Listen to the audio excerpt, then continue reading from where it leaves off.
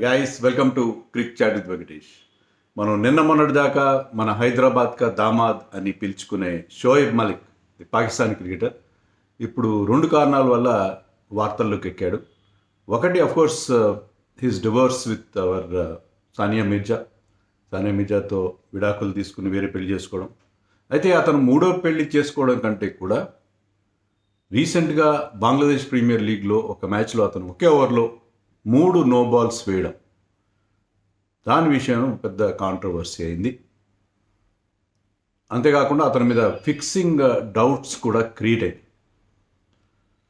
ఇవి చాలా అన్నట్టు ఆ మ్యాచ్ తర్వాత ఇంకో మ్యాచ్ కూడా ఆడాడు, కానీ సడన్లీ అతను he's out of Bangladesh Premier League. అతను రీప్లేస్ చేశారు, అతని కాంట్రాక్ట్ టెర్మినేట్ చేశారు, వేరే పాకిస్తాన్ ప్లేయర్ని అతని ప్లేస్లో తీసుకున్నారని వార్తలు వచ్చినాయి. కానీ అతని కాంట్రాక్ట్ టెర్మినేట్ కాలేదని చెప్పి షోయబ్ మాలిక్ స్వయంగా చెప్తున్నాడు. అలాగే అతను ఆడే టీం ఫార్చ్యూన్ బరిషాల్, ఆ టీంకి చెందిన అఫీషియల్స్ కూడా ఏం చెప్తున్నారంటే is an asset to us, అలాంటిది ఏమీ లేదని చెప్తున్నారు. కానీ దాల్ మే కుచ్ కాలా హై, something it's definitely wrong somewhere అని అనిపిస్తుంది. ఇవన్నీ ఫ్యాక్టర్స్ చూస్తుంటే అతను ఆ నోబాల్ ఇన్సిడెంట్ తర్వాత సడన్గా ఆ లీగ్ నుంచి నిష్క్రమించడం ఏంటి, దాని మీద కవర్ చేయడానికి ఏదో చెప్తున్నారు, బాగానే ఉంది, కానీ ఏదో జరిగింది. ఈ చిన్న లీగ్స్ అంటే Bangladesh Premier League with due respects it's small league. అక్కడ అలాంటి చోట్ల తర్వాత గల్ఫ్లో జరుగుతున్న కొన్ని T10 లీగ్స్, వీటి మీద ఖచ్చితంగా చాలామందికి అనుమానాలు ఉన్నాయి.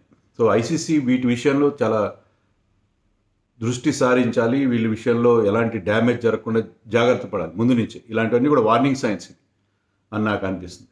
యాక్చువల్గా జరిగింది ఏంటంటే 22nd ఆఫ్ దిస్ మంత్, అంటే కొద్ది రోజుల క్రితమే ఫార్చ్యూన్ బరిషాల్ ఆడిన మ్యాచ్లో షోయబ్ మాలిక్ బౌలింగ్ వేస్తున్నాడు. షోయబ్ మాలిక్ మనకు తెలుసు is an off spinner, fast bowler కాదు, ఆఫ్ స్పిన్నర్.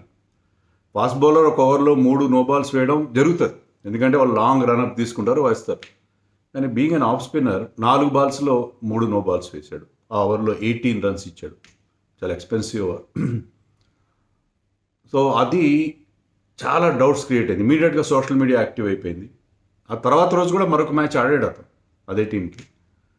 కానీ నిన్న మనకు వచ్చిన వార్తలు ఏంటంటే అతని కాంట్రాక్ట్ టెర్మినేట్ అయిపోయింది అని వార్తలు వచ్చినాయి. కానీ షోయబ్ మాలిక్ ఒక స్టేట్మెంట్ ఇష్యూ చేశాడు, ఇలా అనవసరమైన రూమర్స్ రేజ్ చేయకండి, ఆల్ ఈజ్ వెల్ అని చెప్పి. అలాగే వాళ్ళ ఫార్చ్యూన్ బరిషాల్ టీం వాళ్ళు కూడా అంత బాగానే ఉంది, అంత సక్రమంగానే ఉంది, నథింగ్ హెస్ గాన్ రాంగ్ అని చెప్పి వాళ్ళు కూడా ఆల్ ఈజ్ వెల్ అని చెప్తున్నారు. ఇదంతా కూడా డ్యామేజ్ కంట్రోల్ లాగా నాకు అనిపిస్తుంది. ఎందుకంటే ఆ 3 నో బాల్స్ వేసిన వెంటనే ఇతను మాయమవడం ఏంటి ఆ లీగ్ నుంచి. He was suppose to be there till February middle of February వరకు అక్కడ ఉండి, ఆ తర్వాత అక్కడ పాకిస్తాన్ లీగ్ స్టార్ట్ అవుతుంది, PSL, అక్కడికి వెళ్ళిపోవాలి. కానీ మధ్యలో వెళ్ళిపోవడం ఏంటి? షోయబ్ మాలిక్ చెప్పే రీజన్ ఏంటంటే నాకు ప్రీ అరేంజ్డ్ మీడియా ఎంగేజ్మెంట్ ఒకటి ఉంది, దానికోసం నేను దుబాయ్ వెళ్తున్నాను, అందుకే లీగ్ నుంచి నేను నిష్క్రమించానని చెప్తున్నాడు. సో అది మనకి డౌట్గా ఉంది. 3 నో బాల్స్ వేయడం ఏంటి? స్పిన్నర్గా ఉండి 3 నో బాల్స్. మనకి సడన్గా మహమ్మద్ ఆమీర్ ఇన్సిడెంట్ గుర్తుకొస్తుంది ఇన్ కౌంటీ క్రికెట్. సో ఇలాంటి చిన్న ఈవెంట్స్లో ఎక్కువ ఫిక్సింగ్ జరుగుతుంది. మనకి జనరల్ ఇంప్రెషన్ ఏంటంటే వరల్డ్ కప్స్లో, IPLలో ఫిక్సింగ్ జరుగుతుందని మనం అనుకుంటాం. ఫిక్సింగ్ చేసేవాళ్ళు, బెట్టింగ్ కట్టే వాళ్ళకి అది పెద్ద టోర్నమెంట్ అయి ఉండాల్సిన అవసరం లేదు. ఏదో ఒక దాని మీద చాలామంది చెప్తారు కదా, అలలు ఏ హైట్లో వస్తాయి, ఎవడో అంటే బాగా కరప్ట్గా ఉన్నాడని చెప్పి ఒక రాజు తీసుకెళ్ళి వాడిని సముద్ర ఒడ్డుని డ్యూటీ వేస్తే వాడు ఏం చేశాడు, అలలు ఎలా వస్తాయి, ఏ హైట్లో వస్తాయి అనే విషయంలో బెట్టింగ్ చేసి డబ్బులు వసూలు చేయడం మొదలుపెట్టాడు. అట్లా మనకి ఇది మిస్కన్సెప్షన్ ఏంటంటే పెద్ద ఈవెంట్స్లో, వరల్డ్ కప్లో లేకపోతే IPL లాంటి మేజర్ లీగ్స్లో ఫిక్సింగ్ జరుగుతుందని చెప్పి I'm not supporting those events. కానీ జనరల్గా చెప్తున్నాను, జనరల్గా ఒక మిస్కన్సెప్షన్ ఏంటంటే వాటిలో జరగడానికి ఛాన్సెస్ తక్కువ. ఎందుకంటే అక్కడ అనేక కళ్ళు చూస్తుంటాయి, మీడియా గ్లేర్ ఉంటుంది, మీడియా అన్ని వైపుల నుంచి చూస్తుంటారు. ఏ చిన్న తేడా కనిపించినా కూడా అది పెద్ద ఇష్యూ అవుతుంది. సో ఫిక్సింగ్ చేసేవాళ్ళు they prefer small leagues. So నాకు తెలిసింది, ఇంతకుముందు కూడా చెప్పినట్టు నేను, దూరదర్శన్ వాళ్ళు క్రికెట్కి DD స్పోర్ట్స్లో బోల్డ్ని లోకల్ చిన్న ఈవెంట్స్కి వాళ్ళు లైవ్ టెలికాస్ట్ ఇచ్చేవారు. దానికి డబ్బులు కట్టాలి, డబ్బులు కడితే చాలు. You pay some money, official fee కడితే మీ టోర్నమెంట్ ఎంత చిన్న టోర్నమెంట్ అయినా దాన్ని టెలికాస్ట్ చేస్తారు. అలాంటి టోర్నమెంట్స్ కొన్ని నేను కూడా కమెంటరీ చెప్పాను. వాళ్ళు ఎక్కడి నుంచో వస్తారు, ఢిల్లీ నుంచో హర్యానా నుంచో వస్తారు, 2 టీమ్స్ వస్తాయి. హైదరాబాద్లో ఒక ప్రైవేట్ గ్రౌండ్ తీసుకుని వాళ్ళు అక్కడ లీగ్ ఆడతారు, మ్యాచెస్ ఆడతారు, దూరదర్శన్ వాళ్ళు కామెంటరీ చేస్తారు.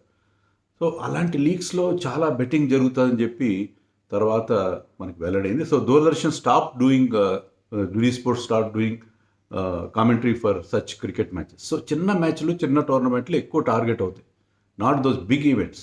బిగ్ ఈవెంట్స్లో అంతా సక్రమంగా జరుగుతాయని నేను అనను, కానీ జనరలీ దట్ వోంట్ హ్యాపెన్. ఇక్కడ ఐపీఎల్ నిన్న మొన్న కూడా మ్యాచ్కి వెళ్ళినప్పుడు అక్కడ అడిగారు కొంతమంది, ఏంటి ఐపీఎల్లో కూడా ఇలా జరుగుతుందా, ఈ షోయబ్ మలిక్ ఇన్సిడెంట్ కోట్ చేస్తే. దానికి నేను చెప్పేది ఏంటంటే, ఐపీఎల్ అనేది ఒక 1,000 కోట్ల రూపాయల వ్యాపారం. సో ఐపీఎల్లో అలా జరగకుండా ఉండాలని చెప్పి అటు ఐసీసీ కానీ, యాంటీ కరప్షన్ యూనిట్ వాళ్ళు కానీ, లేకపోతే టోర్నమెంట్ నిర్వాహకులు కానీ పూర్తి జాగ్రత్తలు తీసుకుంటారు. లేకపోతే అలా జరిగితే ఏంటంటే ఆ లీగ్ క్రెడిబిలిటీ దెబ్బతిని ఆ ఎంపైర్ మొత్తం కొలాప్స్ అయిపోతుంది. వాళ్ళని జరగకుండా చాలా వరకు జాగ్రత్త పడాలి. చాలా వరకు అని అంటున్నాను, కంప్లీట్గా ఎవ్రీథింగ్ ఈజ్ క్లీన్ అని నేను చెప్పను. ఎవరు చెప్పలేరు, nobody can give you guarantee for that. But generally speaking, by and large పెద్ద లీగ్స్లో ఇలాంటి జరుగుతుంది. చిన్న లీగ్స్లో జరిగే ప్రమాదం, ఈ చిన్న లీగ్స్ మీదే ఐసీసీ దృష్టి పెట్టాలి అని చెప్తున్నాను. చిన్న లీగ్స్ మీద చాలా డ్యామేజ్ జరిగే అవకాశం ఉంటుంది, ఇక్కడే ఇలాంటివన్నీ జరిగే అవకాశం. I'm not saying that Shoaib Malik has done that. We can give him the benefit of doubt, but still మనకి ఏమర్థం అవుతుందంటే ఏదో జరిగినట్టుగా ఉన్నట్టుంది, లేకపోతే అనుమానం వచ్చింది, ఏదో గొడవ జరిగింది, అతను బయటికి వెళ్ళాడు. కానీ దీనివల్ల ముందు నో బాల్స్ వేసిన దానికంటే కూడా ఆ తర్వాత అతను ఆ లీగ్ నుంచి నిష్క్రమించడంతో అందరం మనలు పూర్తిగా ఇదైపోయినాయి. దానికి ఒక ఎవిడెన్స్ వచ్చినట్టుగా, కన్ఫర్మేషన్ వచ్చినట్టుగా అయింది. సో దానివల్ల ఎక్కువ డ్యామేజ్ జరిగింది. సో ఆ డ్యామేజ్ కంట్రోల్ చేయాలి. బీపీఎల్ సక్రమంగా జరగాలి. బీపీఎల్ కూడా క్రెడిబిలిటీ అవసరం కదా, ఇలా ఫిక్సింగ్ జరుగుతుందంటే ఎవరు చూడరు, బంగ్లాదేశ్లో కూడా చూడరు. సో అందుకని బీపీఎల్ క్రెడిబిలిటీని కాపాడడం కోసం ఏదో వాళ్ళు డ్యామేజ్ కంట్రోల్ మెజర్స్ తీసుకుంటున్నారు. కానీ ఏదో జరిగింది అక్కడ, ఏదో ఉన్నట్టుగా మనకు అనుమానం వస్తుంది, అనుమానించడం తప్పలేదు. సో ఇలాంటి జరగకుండా ఐసీసీ మాత్రం జాగ్రత్తలు తీసుకోవాలి. ఎందుకంటే you nip it in the bud, మొగ్గగానే తుంచే, లేకపోతే చాలా చాలా ప్రమాదాలు జరుగుతాయి. సో అందుకని షోయబ్ మలిక్కి బెనిఫిట్ డౌట్ ఇద్దామా వద్దా, మీరు చెప్పండి కామెంట్స్లో.